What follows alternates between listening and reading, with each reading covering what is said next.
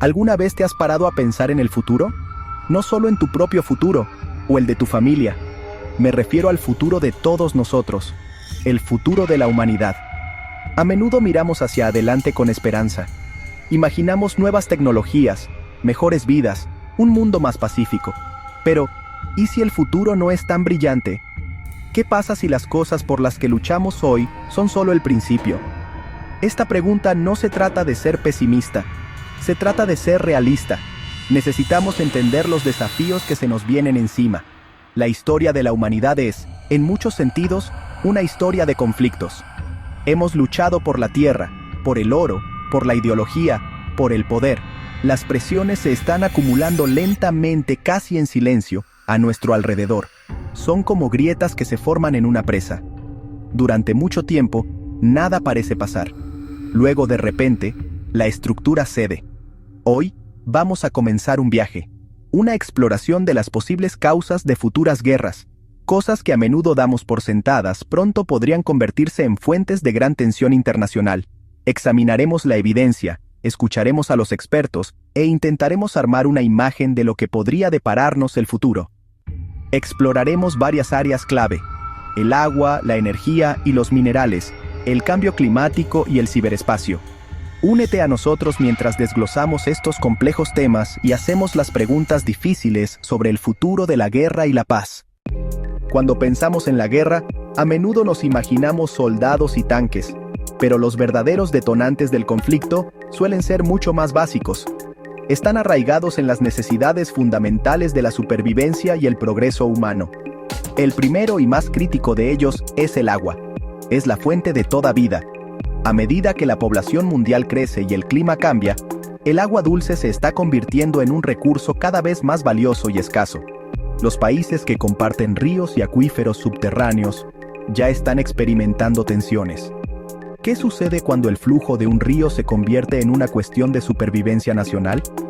Luego, debemos considerar los recursos que impulsan nuestro mundo moderno. Estoy hablando de energía y minerales estratégicos. Durante el último siglo, el petróleo ha sido el oro negro por el que las naciones han luchado y muerto. Pero la transición a la energía verde crea nuevas dependencias. Ahora necesitamos litio, cobalto y elementos de tierras raras. La carrera global para controlar el suministro ya está en marcha. El medio ambiente mismo se está convirtiendo en una fuente de inestabilidad. El aumento del nivel del mar y la desertificación están haciendo que vastas regiones sean inhabitables. Esto lleva a la migración masiva, ejerciendo una inmensa presión sobre las fronteras y los sistemas sociales. Finalmente, tenemos una nueva frontera de guerra. Una sin fronteras físicas: el mundo digital, la tecnología y el ciberespacio. Un ciberataque puede paralizar la infraestructura de una nación sin que se dispare un solo tiro. Las batallas del futuro pueden librarse en los unos y ceros del reino digital. Comencemos con el elemento más básico de todos: el agua. Cubre más del 70% de la superficie de nuestro planeta. Sin embargo, la realidad es muy diferente. Menos del 1% de esa agua es dulce y accesible. La necesitamos para beber, para cultivar nuestros alimentos, para producir nuestra energía y para hacer funcionar nuestras industrias. Piensen en un río. Para las naciones, es una línea de vida, pero los ríos no respetan las líneas que dibujamos en los mapas. Más de 260 cuencas fluviales en el mundo son compartidas. Las acciones de un país río arriba pueden tener consecuencias devastadoras para sus vecinos río abajo. Consideren el río Nilo. Río arriba, Etiopía ha completado la gran presa del renacimiento etíope. Este proyecto promete sacar a millones de la pobreza. Para Egipto, sin embargo, representa una amenaza existencial. Es un claro ejemplo de cómo un recurso compartido puede convertirse en una fuente de profundo conflicto. Este no es un caso aislado. El río Mekong en el sudeste asiático es otro punto de conflicto. China ha construido una serie de presas, afectando el flujo de agua a Myanmar, Laos, Tailandia, Camboya y Vietnam, que dependen del Mekong para la pesca y la agricultura. En Asia Central, los ríos Amu Darya y Sir Darya también son fuentes de disputa. A medida que los glaciares se derriten, estos desacuerdos se están intensificando. El control del grifo de un río se está convirtiendo en una de las herramientas geopolíticas más poderosas del siglo XXI. Los conflictos por el agua no se limitan a los ríos que podemos ver. Una crisis silenciosa se está desarrollando justo bajo nuestros pies. Estoy hablando del agua subterránea. Para miles de millones de personas, especialmente en regiones áridas, esta agua oculta es su fuente principal para beber y para la agricultura. Estamos agotando estos acuíferos antiguos mucho más rápido de lo que pueden ser reabastecidos. Estamos, en efecto, extrayendo agua como si fuera un mineral. Cuando un acuífero es compartido, como el sistema acuífero de arenisca de Nubia, y un lado comienza a bombear excesivamente, puede bajar el nivel del agua para todos. No hay un acuerdo formal sobre cómo gestionarlo. Cada país está compitiendo por obtener su parte antes de que se acabe. Las consecuencias de este agotamiento son aterradoras. A medida que los niveles de agua bajan, los pozos se secan, obligando a las comunidades a abandonar sus hogares. La tierra misma puede comenzar a hundirse, un fenómeno llamado subsidencia, que puede dañar la infraestructura. En las regiones costeras, el bombeo excesivo puede permitir que el agua salada se infiltre, destruyendo el recurso de forma permanente. La frontera entre la India y Pakistán. A medida que ambos países enfrentan un estrés hídrico extremo, la tentación de bombear más agua subterránea se vuelve inmensa. No existen leyes internacionales que regulen eficazmente los acuíferos compartidos. Este vacío legal convierte al agua subterránea en un posible detonante de conflicto, invisible hasta que es demasiado tarde. A medida que el agua escasea, su valor estratégico simplemente se dispara. Pasa de ser un recurso a una poderosa herramienta de influencia política. Puede ser utilizada como un arma. Esta no es una teoría futurista, tiene una historia larga y oscura. A lo largo del tiempo los ejércitos han cortado el suministro de agua. En conflictos recientes en Medio Oriente, grupos extremistas como ISIS se apoderaron de grandes presas en el río Tigris y en el río Éufrates. Usaron represas como arma de guerra. Al controlar el flujo podían crear sequías artificiales para castigar comunidades. También podían amenazar con liberar inundaciones catastróficas para destruir ciudades río abajo. Los estados usan control del agua para presionar vecinos. Un país río arriba puede retener agua para forzar concesiones políticas o económicas. Imagina ciberataques tomando control de sistemas de agua. Los hackers podrían cerrar estaciones de bombeo, contaminar instalaciones de tratamiento, o abrir compuertas de una presa, todo desde kilómetros de distancia. La batalla por el agua es una batalla por la supervivencia misma. Por más de 100 años, nuestro mundo ha funcionado con petróleo. Es la sangre vital de nuestra civilización moderna. Este oro negro impulsa nuestros autos, nuestros aviones, nuestras fábricas, calienta nuestros hogares, genera una parte importante de nuestra electricidad. La búsqueda de un suministro constante de petróleo ha dictado la política exterior, ha forjado alianzas y sí, ha iniciado guerras. Oriente Medio, con sus enormes reservas, ha sido un punto central de competencia y conflicto. El control de puntos de estrangulamiento críticos, como el Estrecho de Hormuz, es una cuestión de seguridad internacional. Un bloqueo podría llevar a la economía global a una espiral descendente. Incluso mientras hablamos de un futuro de energía limpia, nuestra dependencia del petróleo y el gas natural está lejos de terminar. Las tensiones aumentan en el mar de China Meridional. Las tensiones aumentan en el Ártico. Cualquier interrupción en el suministro de petróleo puede desencadenar una crisis. Un ataque terrorista a un oleoducto o refinería puede tener repercusiones globales. La era de las guerras del petróleo todavía no está en nuestro pasado. Sigue siendo un peligro muy real y presente. A medida que el mundo se aleja lentamente de los combustibles fósiles, está comenzando un nuevo tipo de carrera por los recursos. Esta es la carrera por los materiales necesarios para construir nuestro futuro de energía verde. Necesitamos litio, cobalto, níquel y tierras raras. Estos son los nuevos recursos estratégicos. Son el oro del siglo XXI. Pocos países dominan la minería y el procesamiento de estos minerales críticos. Por ejemplo, la República Democrática del Congo produce más del 70% del cobalto mundial. China, mientras tanto, controla la mayor parte del procesamiento mundial de elementos de tierras raras. Esto les da a estos países una enorme influencia. La iniciativa de la Franja y la Ruta de China ha invertido mucho en países ricos en estos recursos estratégicos, dándole a China acceso e influencia preferenciales.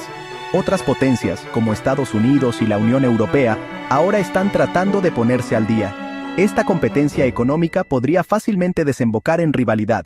Además, la extracción de estos minerales a menudo tiene un alto costo humano y ambiental. La minería de cobalto en el Congo se ha relacionado con el trabajo infantil. La extracción de litio requiere grandes cantidades de agua, lo que ejerce presión sobre regiones áridas como el Triángulo del Litio en América del Sur.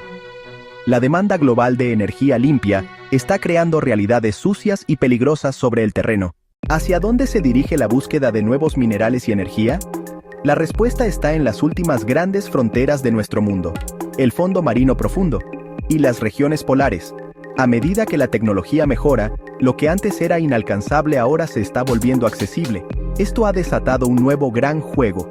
Gran parte del fondo marino se encuentra en aguas internacionales. Un organismo internacional está tratando de crear reglas, pero la presión para comenzar es inmensa. Esta pregunta está creando una división entre las naciones desarrolladas con la tecnología para minar y las naciones en desarrollo que sienten que están siendo dejadas de lado. En los extremos opuestos de la Tierra, el Ártico y la Antártida, también se están convirtiendo en escenarios de competencia. Rusia ha estado aumentando su presencia militar en la región. Esta militarización del extremo norte es una señal clara de que la carrera por los recursos del Ártico se está calentando. La Antártida está actualmente protegida por un tratado que prohíbe la extracción de minerales, pero se revisará en el año 2048. La carrera hacia el fondo del mundo podría muy bien trazar las líneas de batalla para los conflictos de recursos de finales del siglo XXI. Hay una fuerza más grande y poderosa en juego, una que actúa como un multiplicador de amenazas. Estoy hablando del cambio climático. Los cambios lentos e implacables en el clima están redibujando el mapa de dónde podemos vivir. Esto está poniendo en marcha una de las mayores migraciones humanas de la historia. Estos no son migrantes económicos, son refugiados climáticos, huyendo para sobrevivir. El Banco Mundial estima que para 2050 podría haber más de 200 millones de personas desplazadas dentro de sus propios países. Este movimiento masivo de personas ejerce una inmensa presión sobre los lugares a los que se trasladan, creando competencia por recursos. En la región del Sahel, la desertificación está expandiendo, empujando a pastores y agricultores a conflictos. En Bangladesh, el aumento del nivel del mar está obligando a millones de personas a trasladarse a ciudades como Dhaka. La comunidad internacional no está preparada. No existe una definición legal o protección para un refugiado climático. ¿Qué sucede cuando millones de personas de una nación sumergida por el mar no tienen a dónde ir? ¿Quién es responsable de ellas? A medida que algunas partes de nuestro mundo se vuelven inhabitables, otras partes pueden, paradójicamente, volverse más valiosas. El cambio climático crea perdedores, pero también crea posibles ganadores. A medida que las temperaturas suben, vastos territorios en Siberia, norte de Canadá y Groenlandia están comenzando a descongelarse. La tierra que alguna vez fue permafrost podría volverse apta para la agricultura a gran escala.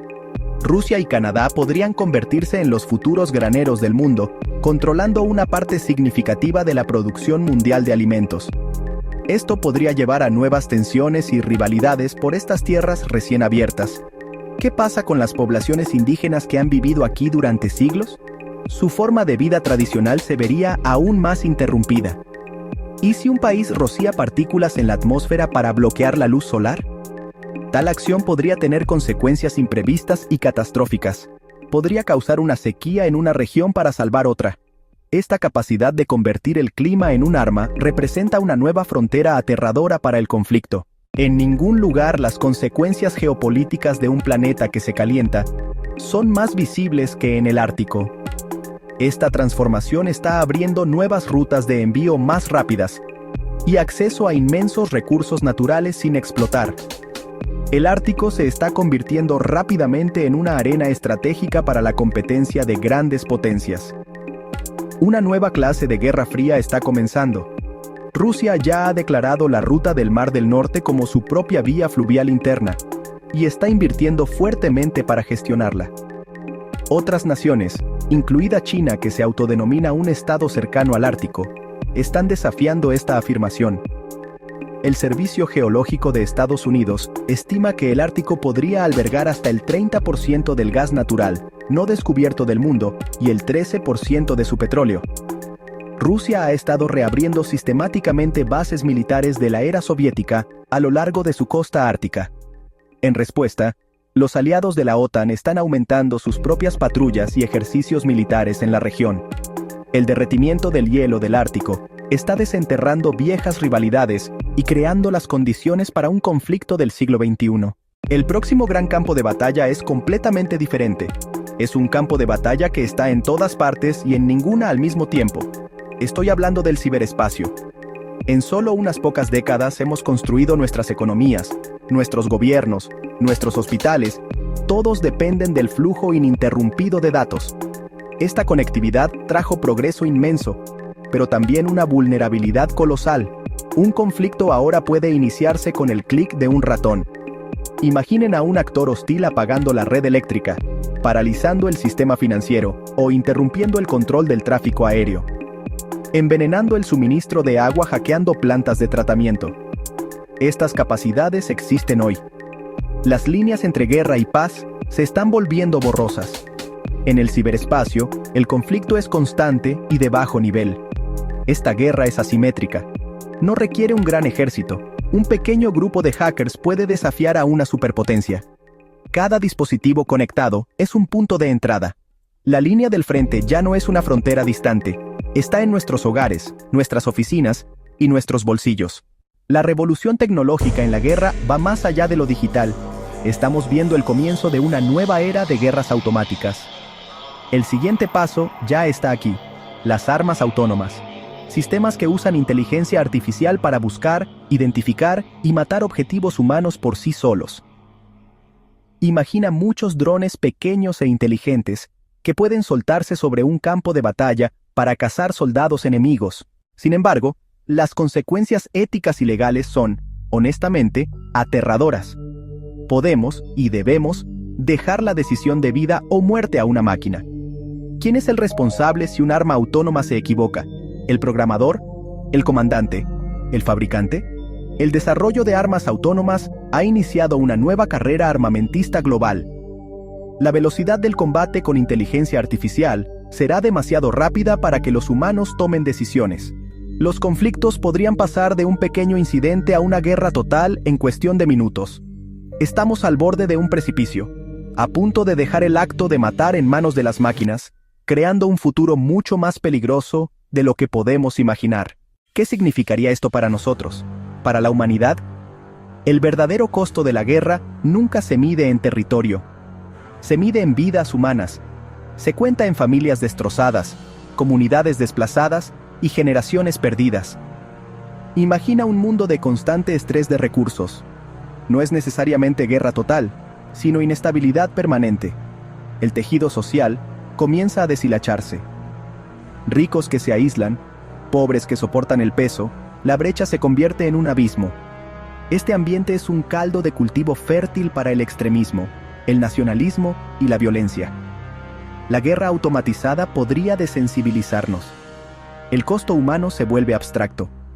Nos arriesgamos a un mundo donde la fuerza letal se despliega con la lógica fría y desapegada de un algoritmo, olvidando las consecuencias de carne y hueso en el otro lado.